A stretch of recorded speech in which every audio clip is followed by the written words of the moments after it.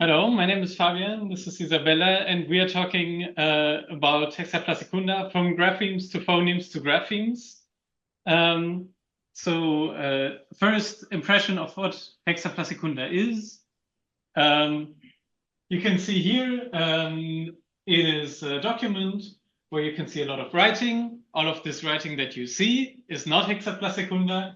What you can probably not see in the margins in here is there is a palimpsest below it, and that is hexaplasticunda. Hexaplasticunda is an allographic text, and even though we have a lot of allographs, it is an allographic text in another way. So we will explain what that is. Then we will talk about the state of the art for the reconstruction of allographic texts, why it is methodologically limited and not suited for hexaplasticunda, and our idea, pseudophonemes. And then we will talk about our effort to reconstruct this text. So I promised you to talk about allography. We know a lot about allography already, but probably you have not seen this definition yet. An allography is a case where a language with its own writing system is written down deliberately using the writing system borrowed from a different tradition. This is a morphological concept. It's, of course, not the grapholinguistic term for the exchangeable shapes of a grapheme, and also not the linguistic terms for the different graphemic realizations of a phoneme. It is something entirely different. Now, the question is, why would you do something so stupid? Why would you write down a language in the writing system of another language? The Romaji talk maybe has already given some ideas for it.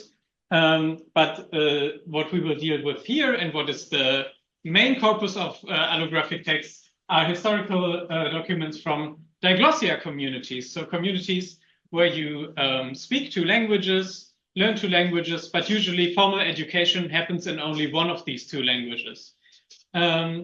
And so what happens when you want to write down the other of the two languages you speak? You use the formal education of the other language to write down text in both languages. And when you do this and you produce an allographic text, you will probably employ some kind of writing strategy to make the text of the other language fit into your writing system. These are mostly phonetic writing strategies, and that is why these allographic texts are very interesting to historical linguists, dialect linguists, because it's probably these people are not writing down something from the written register of the other language, but something from the spoken register of the other language, and therefore also historical lexicographers.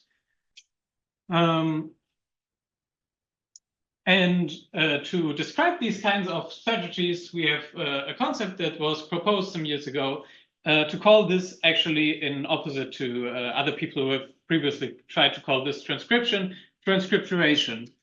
Why would you call it transcripturation and not transcription? There is an elaborate theory coming actually right here from Venice. And we, of course, also have the translation, transcripturation, because it is an adaptation of the writing to the new language, and therefore it's reworking. This can consist of the reduction or expansion of the sign inventory, the reuse of certain graphic units with a value different from the original one, or the partial modification of the form of graphemes and their rules of use and combination. And these whole transcripturation systems, maybe we can also talk about Romaji in part having similar strategies, is of course beyond the scope of just transcription.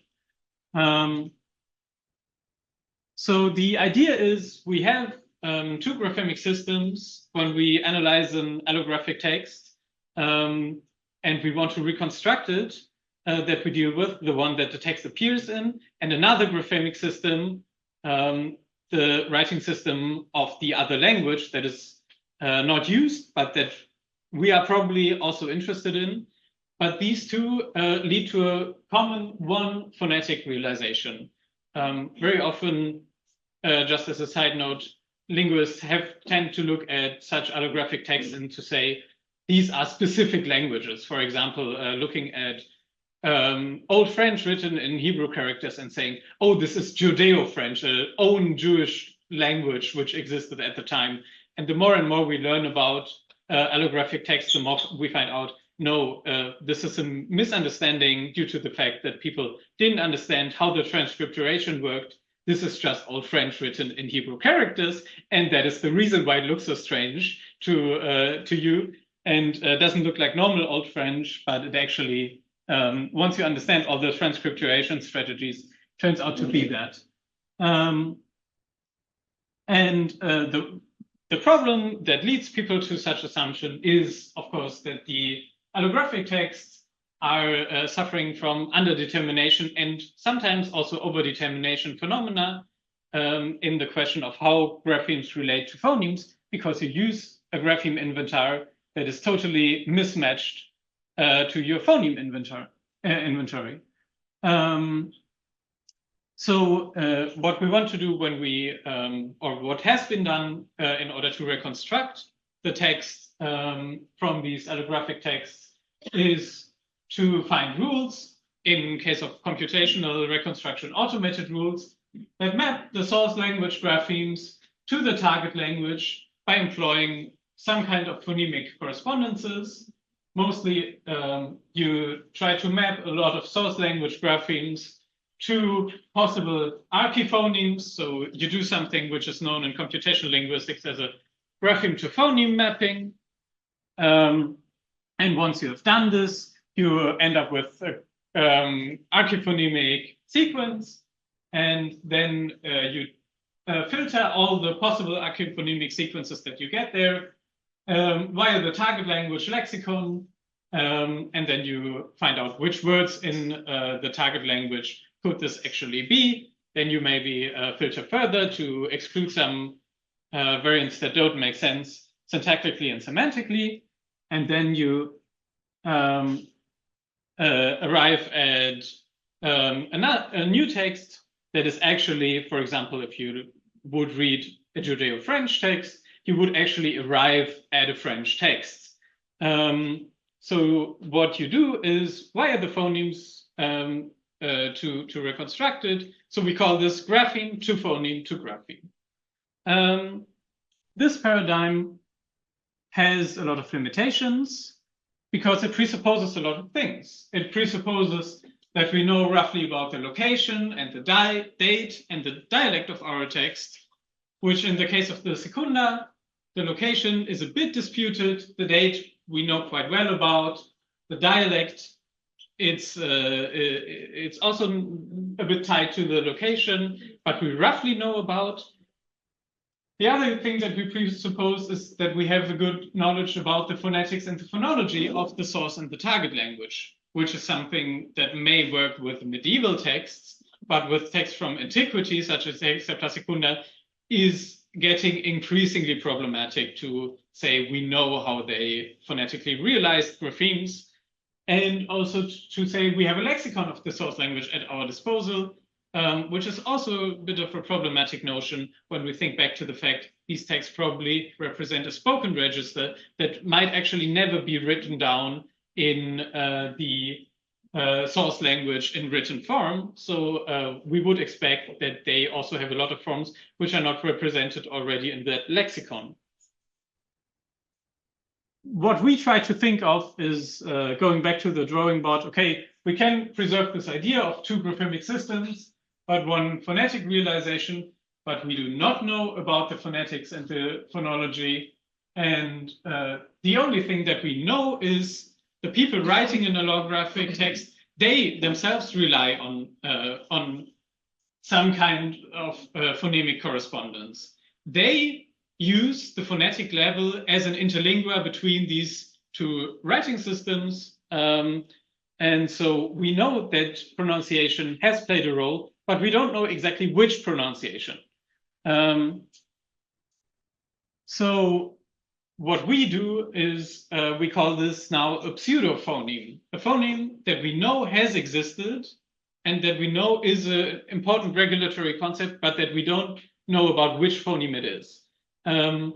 So what we do is we find, in computational case, once again, automated rules that map the source language graphemes to the target language graphemes via these pseudophonemic correspondences. So we look for correlations between the grapheme of the source and the target language by employing parallel or semi-parallel text and pattern recognition rules. And then we gather pattern knowledge that allows us to deduce the source language graphemes with those correlation, and this pattern knowledge is pseudophonemically justified. So this is a way to do reconstruction of the source language text without explicit phonetics or phonology. Now we get to the question of how to take all this very theoretical stuff and take it to the hexapla secunda, which supposes that we know a bit about it. So Isabella will tell you. Yes. So secunda is a real case of allographic test. With the term secunda, we refer to the second column of original hexapla, original church father who lived in the 3rd century. He realized a philological work, the hexapla, so a synopsis made by 6 columns. In the first one, he included the Hebrew Old Testament in Hebrew letters. In the second one, the transcription in the Greek alphabet, so the transcription of the Old Testament in Greek alphabet, and the other columns, the Greek translations of the Old Testament in Greek. So Aquila Symmachus, the Septuagint in the 5th column, and Theodotion in the last column. So secunda, the transcription of the Hebrew Old Testament in Greek, can be defined as a allographic test according to the definition of King we listened to at the beginning of the conference. Why it's important for us, the secunda, and in general in the history of biblical Hebrew? Hebrew doesn't know vocalic graphemes. This is true from the very earliest attestation inscriptions, and so this situation partially changed in the Dead Sea Scrolls documents that are from the end of the Second Temple period, so 2nd century before Common Era to the 1st century Common Era. Why?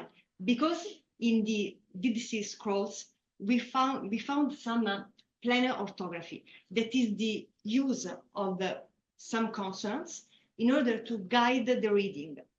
These are the madres lectiones, so consonants, but that has the function to guide the readers, to indicate the presence of vowels. The situation completely changed in the medieval manuscripts with the 3 different traditions of Hebrew. So Babylonian reading tradition, Palestinian, and the most important Iberian, because it's the tradition we find in the Masoretic text. It is the canonical text of the Hebrew Bible.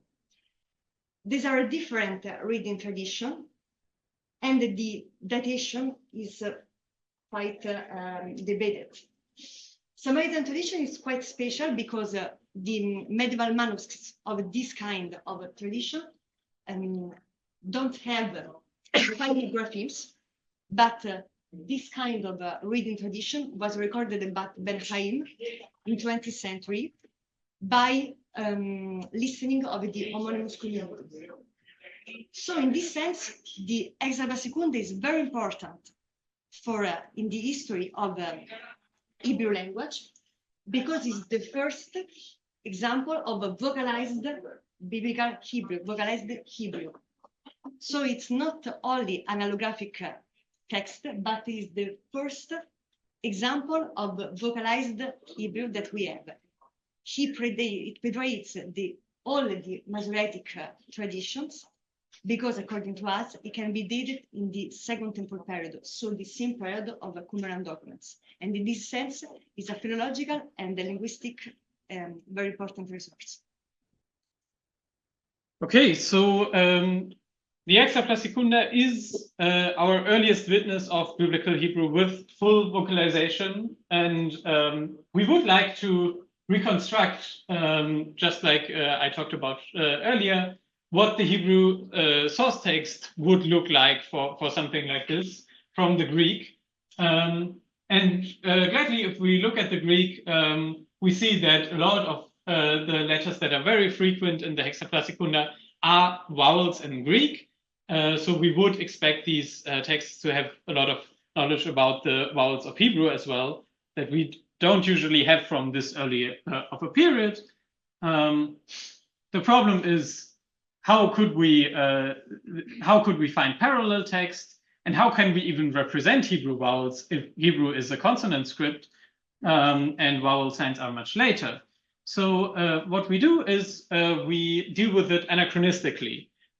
We take the medieval Masoretic text and put it semi-parallel to the Hexapla Secunda, and what we're reconstructing is actually Tiberian vocalization, even though it was not invented at the time, and the methodological justification of it will follow. If we look at the comparison, Masoretic text has a huge chunk of words where we can say these are potentially identical to what Hexapla Secunda says in their consonants and also in their vowels.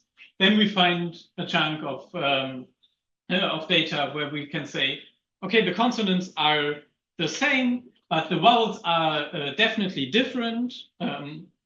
And then we also find a very small chunk where actually the Hexapla Secunda reads entirely different words than the Masoretic text. And what is important to note is overall we work with only 977 tokens, so with a very, very small data set that does not allow for like huge scale language modeling or something like this.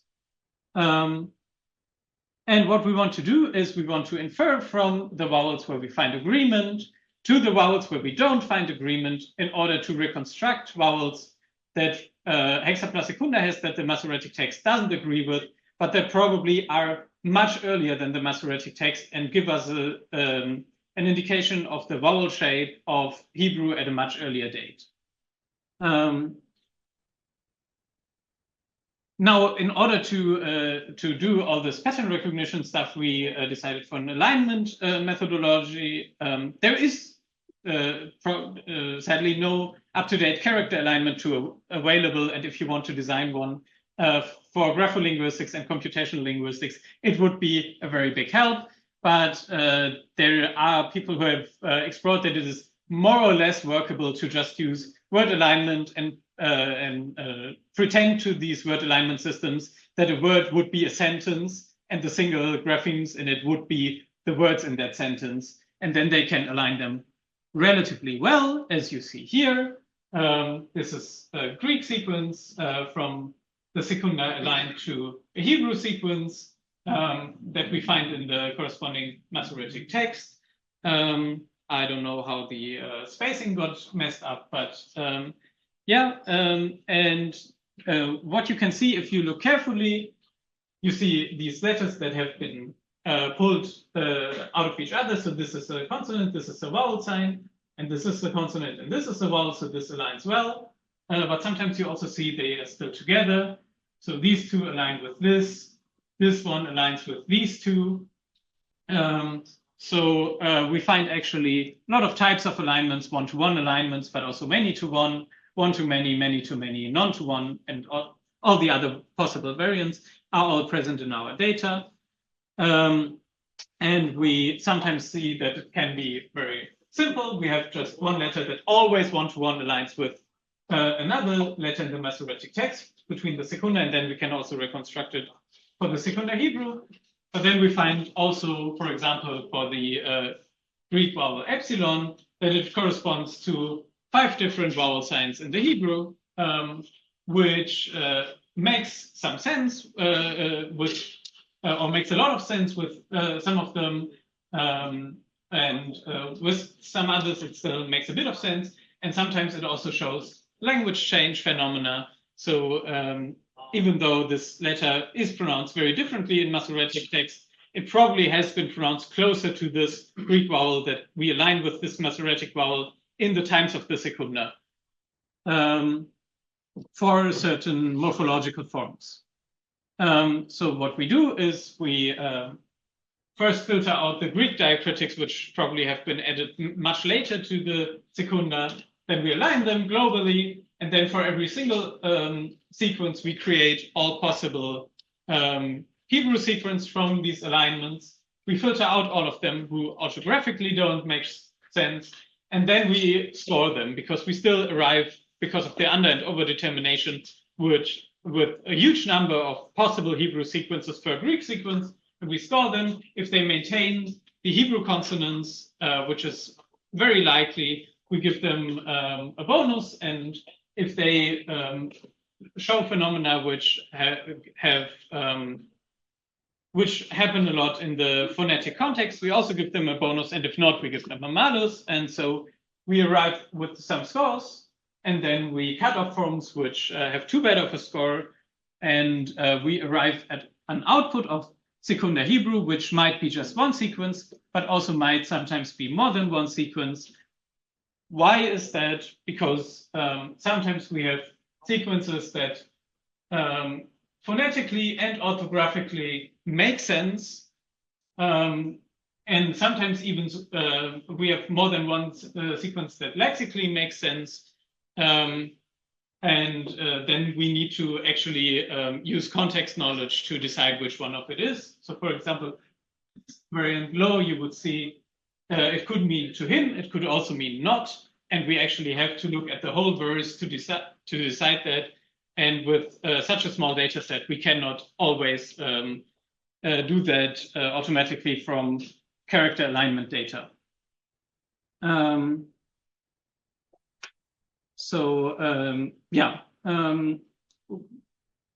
What you will see, though, is that forms that orthographically and phonetically make sense, but lexically not, will sometimes already be cut off, because these forms look very like forms that are phonetically allowed but lexically not represented might be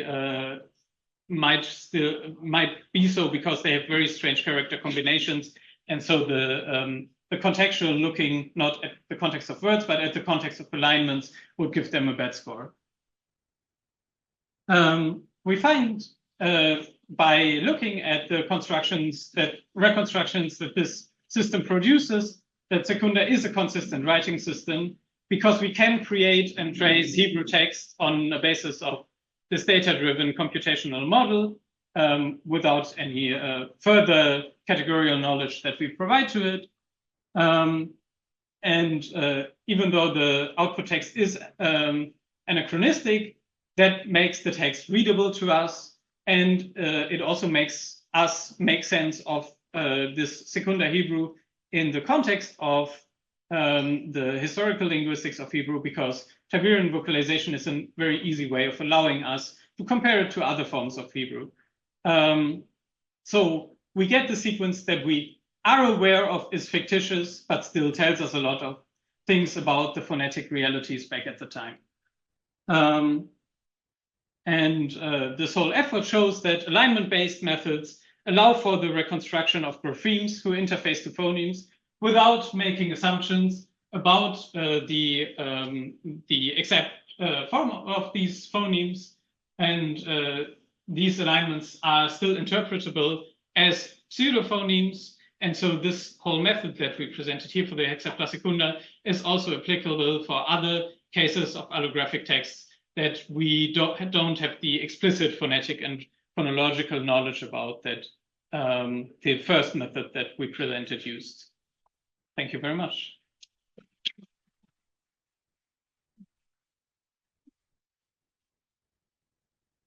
Questions?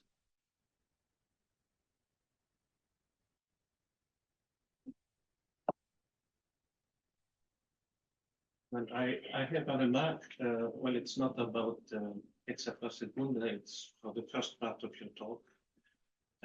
I think in some cases you need also a step of language identification.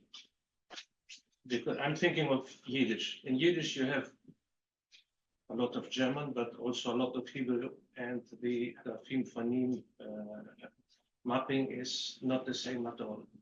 So if you take Hebrew words in your process of finding rules, then it will degrade your performance. So first you have to identify the language and then apply the rules. Yeah, what I would argue is that Yiddish is never an allography. Yiddish is written in the Yiddish alphabet, which is a different alphabet from the Hebrew alphabet, at least if you look at Yiddish from like the 18th century forward. So with very old Yiddish texts, it might be useful because there you still could argue that this is kind of close to German written in Hebrew characters, but for the later stages, I think it does not make a lot of sense to use methodologies of allographic texts for Yiddish. Language identification, however, is not required for our method to work at all. The only thing that you need is a somewhat reliable semi-parallel text. But regardless of that, you can even be agnostic about the language. So, for example, if you would arrive at some kind of Italian written in Arabic characters, for example, you would not need to know, is this Venetian dialect or is this Sicily or something like this in order to use this method. You could just start out and try interpreting the results, which would tell you much more about that. Yes, but still in the example you've given, you have a strong probability of finding Arabic words. Because knowledge of the alphabet means knowledge of the language, so it can be polluted by the language, the main language of the script. Yes, that can happen. Allographic texts, however, are very. Some of them have that very regularly, and some of them have that not at all. Like in hexa per secunda, because of the tabular shape that it was conceived in. Of course, you have no Hebrew, no Greek word in the text at all. We can have some example of interference of Greek, but it's small. For example, we can find interchangeable nasal consonants at the end of word, and maybe we can think that it's from Greek language. But this is not sure, Greek vocabulary. No, it's not only vocabulary. A phonetical phenomenon. It's interference. Yes. You said that the system of secunda is a consistent system. Yes. But is it consistent in itself or just some proof or evidence from inscription at the same time where you can see that actually a system like that existed? It's a good question. We just prepared a slide in this sense because yes, we can see that the transcription is consistent because we can find parallels in other Hebrew traditions. So this is some examples that can show clearly that Isabella is not only consistent in the transcription, but it's also consistent in the history of the language. So, for example, in the presence of the original vowel, so iktol, it's the mishkal of the verbal form of iktol, it's the same in the segunda. So we find the omicron. We can find some examples also in Qumran, so with the verb mater lectionis, and also in Babylonian. And the presence of the same mishkal in some name, so substantive, old in the segunda, Heled in Masoretic text, so Tiberian tradition, and old in Qumran Hebrew. So again, the vav, and also some phonetic tendencies, so not morphological pattern, but phonetic one. So all these phenomena are consistent in the description, so we can infer also for the word that we don't have in the description, but we can imagine that is a liable transcription because we have a parallel in the other Hebrew tradition. And I would just like to add, we have no other witnesses of this transcription system. We see the consistency in the system itself, but we have no other inscription or other witnesses of the same time using that transcription system. No answer Phonemes transliterated in Greek from Hebrew from the same time. We have the only things that we have from roughly about the same time are the transliteration of single names. And the problem is in this case that these names are coming from an entirely different tradition, because this is a ritual text that is probably with some fixed phonetics over time, while names tend to be very variable in pronunciation. So it's people are trying to connect these two, but I'm very skeptical of that. Because proper names in general are different. Here it's the language, but proper names, for example, Gomorrah, it's a conservative rather than the evolution of the word. So the description of proper names can be taken, but I think to corroborate, not to first evidence. I have another question by Dan Harbour, who's not in the room, but online. How much information about Hebrew of the period can you extract by your methods, enough to write an article or monograph on the morphophonology?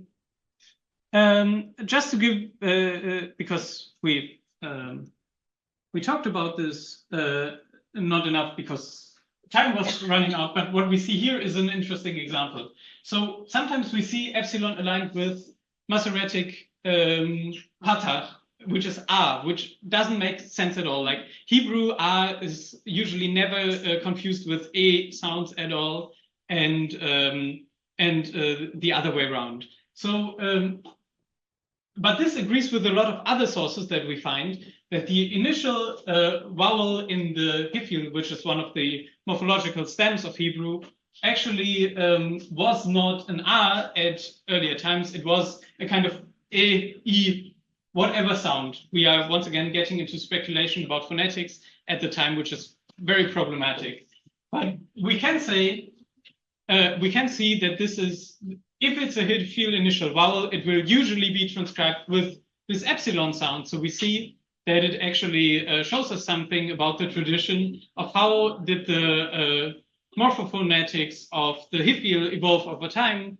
And that is also why we give our system in the end some morphological information as well, in order to make it see, okay, here we have an R aligned with an epsilon, but this is an Hifil, so it makes sense.